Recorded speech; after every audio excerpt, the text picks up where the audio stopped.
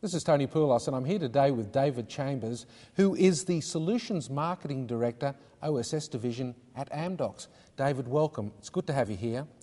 I have a couple of questions I'd like to ask you about, particularly about this so-called data crunch or data capacity crunch that we keep hearing about. Is it real? A very good term, the data capacity crunch. We've been keen to find some hard facts just about how serious it is and what impact it's having on service providers. So very recently we commissioned a survey to look at 30 mobile network operators around the world and specifically to talk to the network planners within those businesses to find out how severe it was. And the first thing that we came up with was that 63% of our sample said it's a real problem for them. And 20% of the sample said it's actually causing severe overload at times on their network. So this is a very real problem today. So it is real, but what evidence do we have about the causes of this data crunch?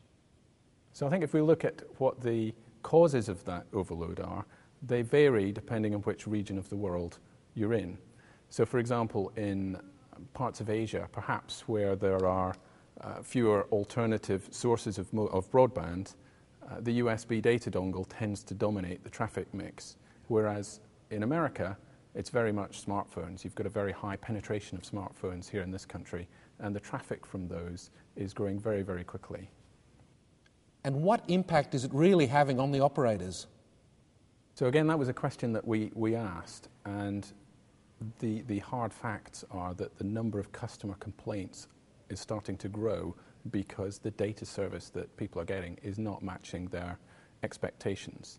So we're seeing a growing number of customer complaints, possibly a growing risk of churn to other networks, and really a very significant concern that it's affecting the brand reputation of some of the service providers themselves.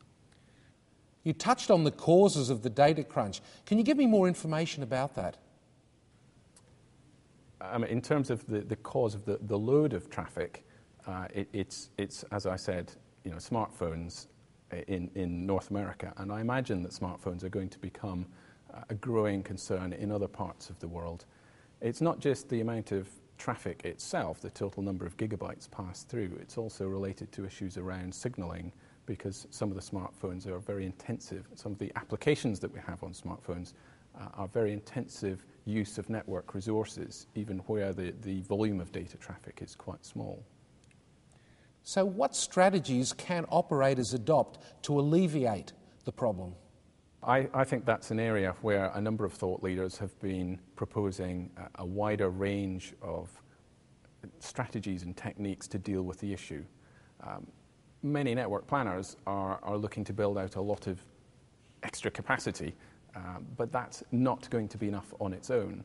So things like offloading to Wi-Fi, femtocells, pricing changes, introducing usage caps, optimizing the data and the applications that use the data connections are all part of the armory that a service provider can adopt. So shouldn't operators be thinking ahead, preparing for the data capacity crunch, even if it hasn't hit them yet? It's coming up very quickly. We've seen a number of operators, for example, Telefonica O2, were saying the data traffic on their network is doubling every 6 months. The growth that Cisco forecast is something like 39-fold over the next few years, and even Yankee Group are predicting a 20-fold growth. So simply building out new capacity on its own isn't going to be enough. Other techniques have to be adopted, but within the rollout of that additional capacity, it's got to be done in such a way that's very efficient and managed very carefully, because it will become a more and more precious resource. David Chambers, thanks for spending time with me. Thanks very much, Tony.